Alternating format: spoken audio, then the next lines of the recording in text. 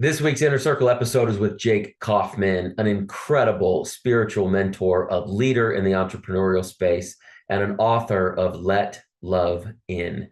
He's got an incredible experience that he discusses in his early teenage years that created a boatload of trauma and manifested itself in all sorts of ways: personal, professional, physical, financial. He's now on the other side of that pain and he's helping the world unpack theirs.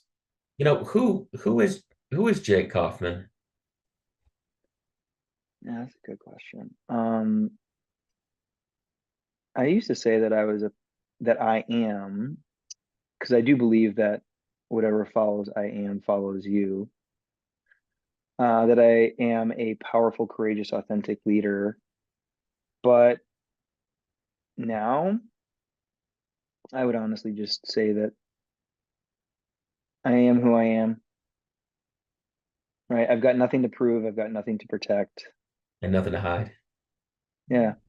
And I'm good enough just as I am. Yeah.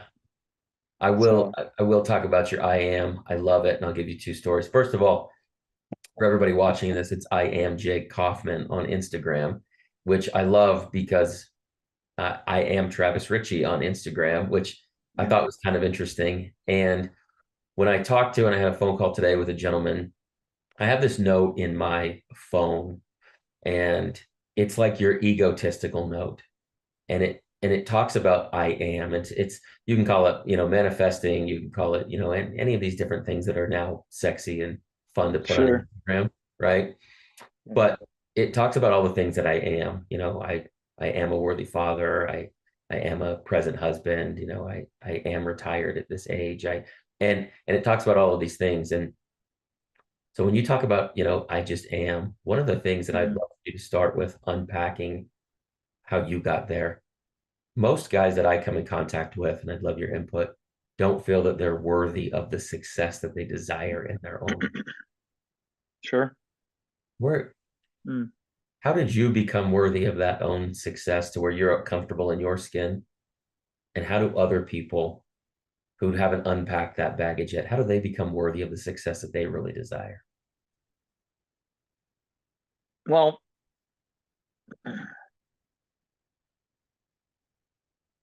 I think it's because I died to the need for it in many ways.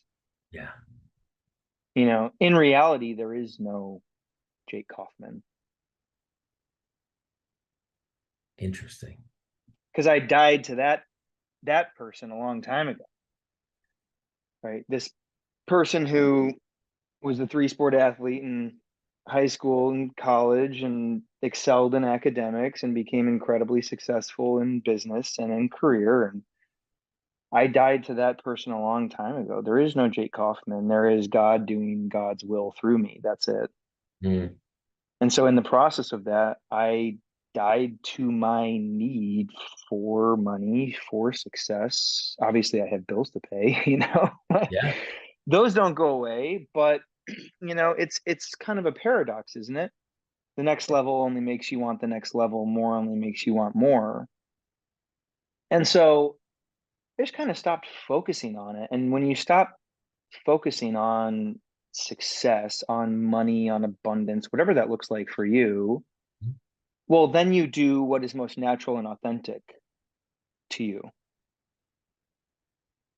And by virtue, that brings success. Right? man. It's kind of backwards, isn't it? No, no, it's actually not. It's actually not. I believe I have these buckets: mental, physical, emotional, financial, spiritual, and Uh-huh. sexual.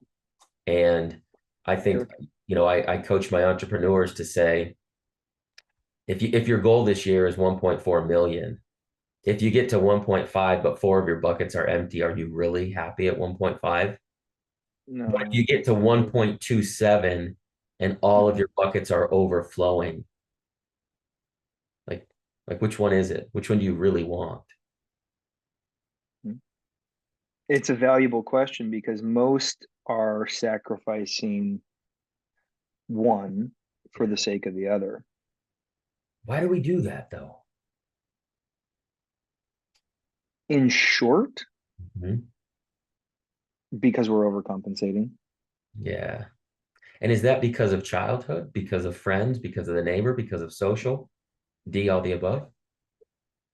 Well, because we haven't died yet, Unpack that. right? So when we're really young, when we're children, the most important question that we seek to answer is, what do I need to do? Who do I need to be? And how do I need to be perceived in order to be loved and accepted by mom and dad? And so this has us take on characteristics and traits of who we think we need to be, not who we authentically are. This, of course, becomes our personality. Well, personality derives from the Latin word persona, which just means mask. So our personality is ultimately the masks that we wear. This theme just continues. In adolescence, the question just evolves to, who do I need to be? What do I need to do? And how do I need to be perceived in order to be admired and accepted by my peers? And then this just continues on into career. Who do I need to be? What do I need to do? And how do I need to be perceived in order to be successful? So you realize very quickly that our personality is not who we are authentically, it's who we've become, who we think we need to be in order to be loved, accepted, admired, and successful. It's our false self or our ego. That's just what the ego is, right? I'm not talking about ego in terms of arrogance here. I'm talking about ego in terms of the false self, who we think we need to be in order to achieve all of those things. But that takes us away from authenticity, because you realize very quickly that while our personality is made up of genuine characteristics and traits, of course, it's an amalgamation of traits that are in response to pain or in the avoidance of pain. Because what's on the opposite side of not being loved? It's to be, rejected or hated. What's on the opposite end of, you know, not being accepted or successful? It's to be a failure, right? So we take on these personality traits in order to avoid all of those things. So they're not actually genuine characteristics or traits. They're in response to pain. Hmm. And until we heal that pain and we break free of those personality traits, our trauma is just going to continue to do the choosing for us until we reconcile the pain from the past. We're just going to continue to recycle it into the present moment. That's what I mean by dying. I mean dying to this false self, this admired identity that is not actually us, but we think it's us, right? Because our ego becomes so attached to it that it doesn't know who we are apart from it. Like, who am I apart from my need to perform? Who am I apart from my job? Who am I apart from the money in my bank account? Who am I apart from being an athlete and all these other different, these things that we hang our worthiness on, or attach our identity to? That's what I mean by dying. Man, It's a metaphorical dying that is that very profound. that very few people ever actually go through, because it's so inherently painful. Yeah, that's a Necessary suffering. necessary suffering. Yeah. Yeah, it's That's interesting. what Jordan Carl Jung referred Peterson, to. say it again, sorry. That's what Carl Jung referred to, that we all need to experience and go through in order to die to our false self, so that we can, excuse me, so that we can return to our true and authentic self.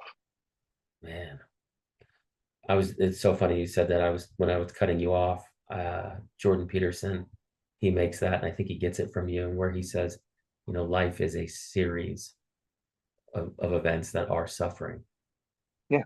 And a lot of us don't like to think it that way. We like to think of it as, it's a Saturday night get together, it's a Friday night date night, it's a Sunday barbecue, it's a series of positive events that make Yep. us, this persona, this personality, this mask. But Mm-hmm. life in its truest, most authentic form, in the realness of it, life is a series of suffering events. 100%. Yeah. True transformation happens by way of two primary avenues: great love or great suffering. Mm, man, that's good. Talk to me about the book, Let Love In. What was the There premise it is. of it? So Show it up again. back, Put it up again. yeah, there we go. Yeah, right there. Yeah. So when I was 12 or 13, I was sexually abused at Christian summer camp. And as you can probably imagine, it was very devastating, very painful. And there were a lot of different layers to it, as there is with most trauma. There's what happened before it happened, there's what actually happened, there's what was going on around you while it happened, and there's, of course, what happened after the fact. That all contributes to this incredibly painful event. And even if you didn't experience big T trauma, this is still true, because we all have emotional trauma, like the beliefs, the stories that we make up about ourselves that limit us or hold us back in some area or different areas of life. And so after that, I started to wear all these different masks in order to self protect, to ensure that that never happened again. Okay. So I started to do what most men do. I acted as if. I acted as if I was fine. I acted as if I have it all together. I acted as if I was successful, even though inside I was dying and I didn't know peace, because I was just running away from my pain, or I was, better put, I was performing my way around it. I'll be the star athlete. I'll excel in academics. I'll buy the clothes and project this image, this persona, this mask that I have it all together so that you can't hurt me. And all of this was happening unconsciously, mind you, because as a 12 or 13-year-old, you don't have the mental resources to know what to do with that amount of pain. And it wasn't until I was in my late 20s, 15 years later, that I found myself repeating patterns. And even though I didn't have the language for it at the time, what I would tell my clients now is that the pattern always reveals the problem. And so it forced me to take a look underneath the hood, if you will, do some introspective interpersonal work to determine, like, what's behind this? Like, what's causing this? What's causing me to push away love? What's causing me to fear intimacy and connection? Mm, What's causing me to self-sabotage in romantic relationship when the relationship gets to a certain point or a certain depth or degree? My average was like 6 months, and after that, right when the mask needs to come off, right, for all of us, that's when I would find some, however minute reason or insignificant reason to break it off. And so I needed to really analyze why this was going on, and where it came from, what was underneath it or behind it. Because, of course, it was showing up in every area of my life, not just with romantic partners, but with my friends, with my family, in career and business. I would sabotage my success. I got fired from probably every profession, not probably, I did get fired from every professional job I've ever had until I started to work for myself. And so, in the course of my self discovery and working with a therapist, I realized, oh, all of this self sabotage, it's just self protection to ensure that I don't ever get taken advantage of like that again. whoa. Yeah. And it wasn't, Conscious behavior, unconscious motivation. man, that's incredible. And do you find that, you don't have to have experience, that level of trauma that you went through to to self-sabotage? No, no, no, no. Because trauma is way more about how we internalize what happened to us as opposed to what happened to us. Most people have not experienced big T trauma, assault, abuse, an acute accident, like a car accident or something like that. It's actually the rarest form of trauma. But emotional trauma has happened to all of us, because it is has very little to do with what happened and everything to do with how we internalized it, the stories and the beliefs that we made up about it as a result.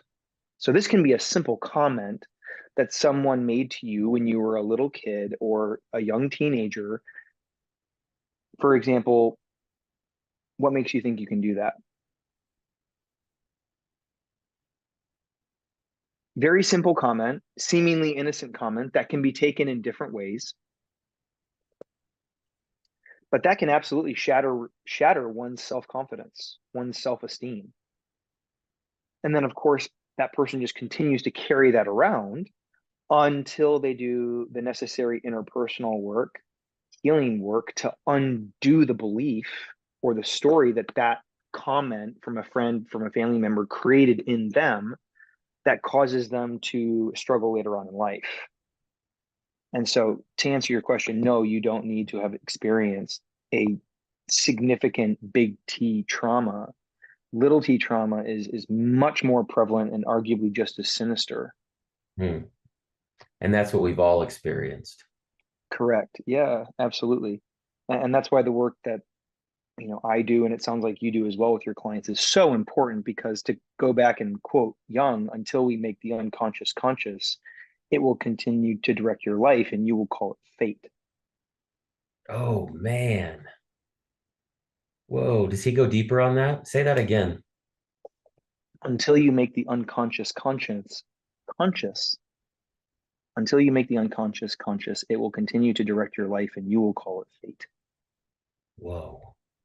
Because a lot of the beliefs and the stories that we pick up very, very young. Over 70% of our cognitive development happens between when we're 2 and 7. Most of these stories and beliefs are picked up from our parents or from the people that we are most closely associated with or surround ourselves with when we're growing up. So we're not even aware that they exist, because our beliefs actually reside in our unconscious mind. Mhm.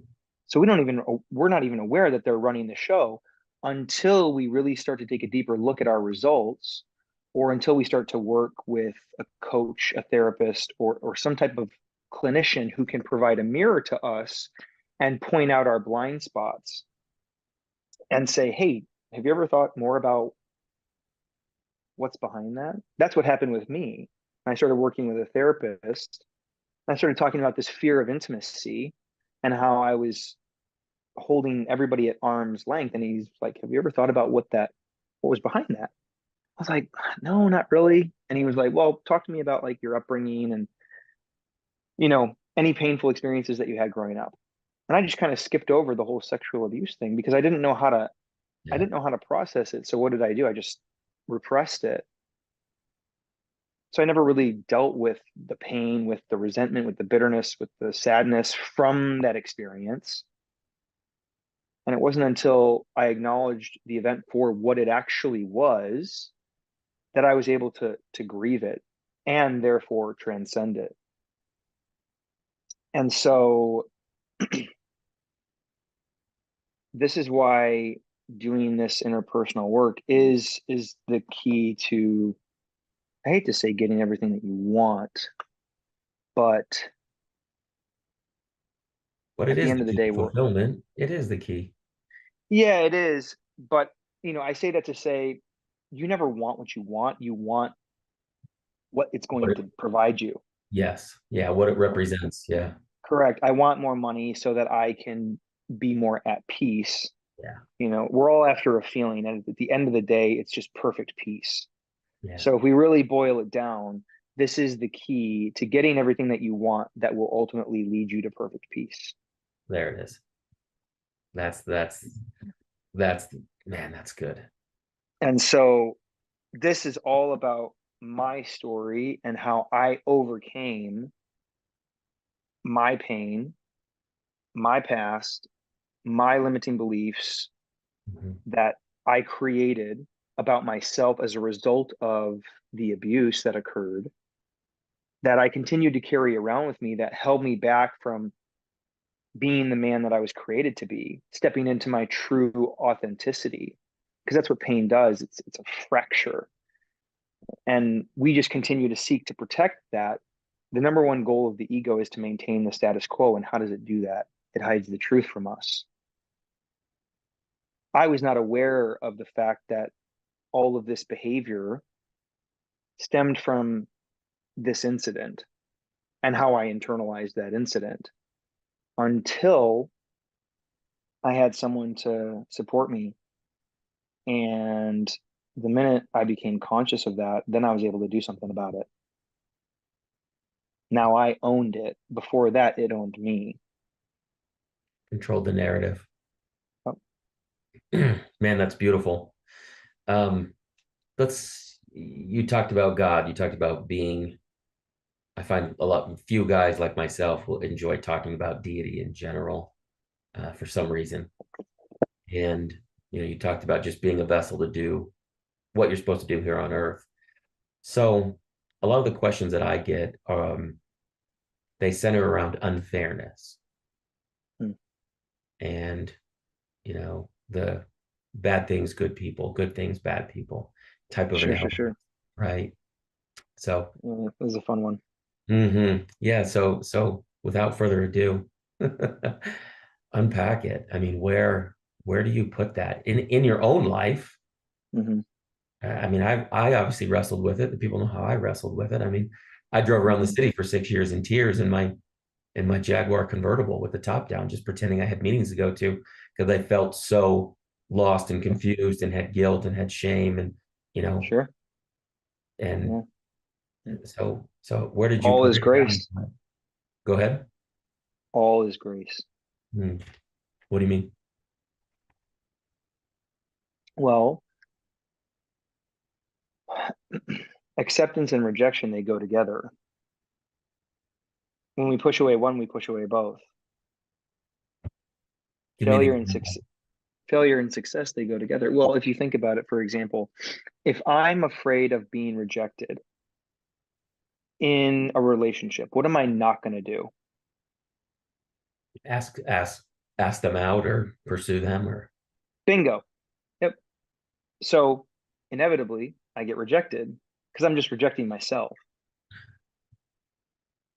well played. Two sides of the same coin, light and dark, go together. Love and hatred go together. Success and failure, they go together. Whenever we push away one, we push away both. This is the law. It's the law of polarity. Everything in the universe has an opposite. Therefore, all is grace. When a wolf jumps out of the woods and it kills a deer, we don't make up a story about that, right? It just is. It's nature being nature, right? But when, we get abused, Mm. or when someone makes a terrible comment to us or wrongs us, we make up a story about it. And that's what we continue to carry around long after the initial pain of the incident has passed. That's the limiting beliefs that you and I talked about before we even pressed record, that people carry around, and they live the same year 70 times and they call it a life. 78 birthdays, right? How many of them are actually spent living what you're supposed to be doing? Right. Because pain blocks us from purpose, it blocks us from potential, and it blocks us from love. So that's what this book is all about. It's a blueprint, it's a guidebook, if you will, to back to your true and authentic self, who you were before the pain, which is simply a return to authenticity and purpose. Hmm. Transformation is so much more about unbecoming than it is about becoming. Unbecoming a lot of those limiting beliefs, unbecoming what your parents had questioned you or told you you should do.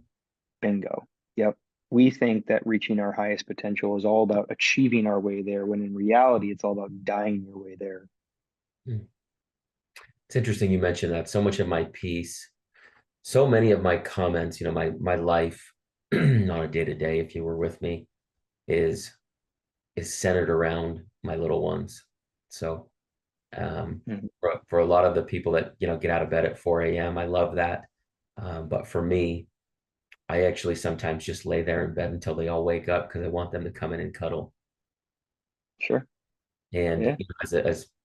as someone like myself and yourself that wants to light the world on fire, I wrestle with those thoughts, and I've shared that with my wife. Like, I wrestle Hmm. with those thoughts because so much of what I'm told and seen and has been ingrained in me is, to wake up early and to go and to do. But best, my best mornings are when all Yeah. three of my little girls under the age of 7, are telling me about their dreams and are in there in their little, cute silky pajamas. And, we're Yeah. just feeling for the first 30 or 40 minutes. And my 2-year-old says, hold me. Hmm. Those are better than any deals that I can structure before 9 a.m. Those are better than any Right. stock tips that I can grab before the market opens. Yep. Yeah, because you can't get those things back. You can always make more money. Yeah. Right. Yeah. And you and I both know that. We both won and lost quite a bit. Oh, big time. I mean, not that there's anything wrong or bad about this high performance stage that you referred to, Oh, essentially, that most men are driven by. mhm. But the issue with that is the hyper masculine game that most men rely upon in order to become successful was always meant to fall apart. Hmm. The problem is most men get stuck there. Was always meant to fall apart. No kidding. 100%. It was always meant to fall apart Man, that's deep. That's a lot to chew on. because I mean, I've been doing this work for over half a decade now. It's unsustainable. Not your Correct. work, but the hyper masculine subscription. Correct. Yeah. Because it's all about pushing, striving, overreaching, overcompensating. Yeah, yeah, yeah. And it allows many a man to become incredibly successful. But Mhm. I can tell you right now, I've been coaching men like that for 8+ years now, and very, very few of them know peace. It's interesting you say that. A lot of people will know this, so I'm gonna try to keep it as simple as possible. Is I Yeah. had a guy that just exited recently, nine Yep. figures, and Sure. I got a phone call about 30 days ago because he was on the front page of the news, had just taken his life and tried to take his wife's. Um, and Happens all the time. happens all the time, right? And so I'll tell you that what I have found, love your perspective because it's always good to be in a boat with someone else rowing the same direction. Yeah. Most of my questions or most of my wife's questions, Jay, the Uh, people who will ask my wife the real, like, does he have a job? Does he work? He's always in flip-flops. He's always at the park. He's always in the pool. yeah. But what I'll tell you, Jake, is when they come over, and this is forget about the toys and the fun and the watches. The best thing for me, Jake, is when people come in my house and they go, man, it just feels different here. Hmm. I posted this on social media yesterday, and I think this will ultimately answer your question. I said the success of a man is ultimately measured by how he feels while sitting in silence in a room alone. It never fails. I've coached hundreds of men. That is the hardest homework that I will ever give them. Not opening up to their wives and having a deep, vulnerable conversation with them, right? Not taking a week vacation because they haven't taken one in years, and they're they're used to working all the time. It's spending an hour in silence in a room alone doing nothing, because that's when they're forced to confront who they really are or who they've become. Yeah, who they become. They're forced to be with their pain, Mm, right? Most men are just performing their way around their pain. They're just doing so unconsciously, right? And that's why after 10, 20, 30 years, our greatest strength is oftentimes an adaptation or an overcompensation to avoid dealing with our pain. man, that's good. Where can everybody find the book? So the book is available on Amazon. Let Love In, Jacob Kauffman. Kauffman. Otherwise, you can get it on my website, awakewithjake.com. So that's AWAKE with Jake.com. Otherwise, it's all over my social media. It is. No, it's fantastic. I hope you continue to crush it. I'll end on this question. 78 birthdays, like we mentioned, and I often say Sure. nobody's little ones stand around the headstone and tell the story of dad being a great 9 to 5er. That's typically not the narrative when everything goes back in the box, people and assets. Mm-hmm. So the headstone has unlimited space. Yeah. What does yours say? What do you hope it says? What do you hope they say? I don't really know that I need one. It's my I first time mean, I've gotten that one. I love it. Alexander the Great, when he died, he instructed his servants to line the path to his grave with all of his earthly riches, and the casket was to be left open, and his hands were be propped outside of it to show exactly what you just described, that he came into this world with nothing and he leaves with nothing. Hmm. So I don't really know that I need a headstone. I mean, I love the idea of, leaving behind the world better than I found it. Of Of course, course. my life is one of service, absolutely. But yeah, I think this would probably be a better way to go about it. Um, let the people whose lives I've impacted decide what's written on my headstone. That's rad. I love that. That's probably the best answer I've gotten. Well done, sir. Jake Kauffman. I'm inspired. I've got a notebook here of notes. Hundreds of thousands of people will hear this.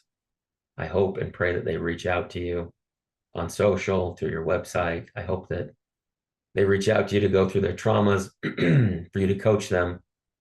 I hope that you continue to make the world a better place. I'm grateful for you. I love you. And I hope Thank you, this is sir. the first of many. Appreciate it.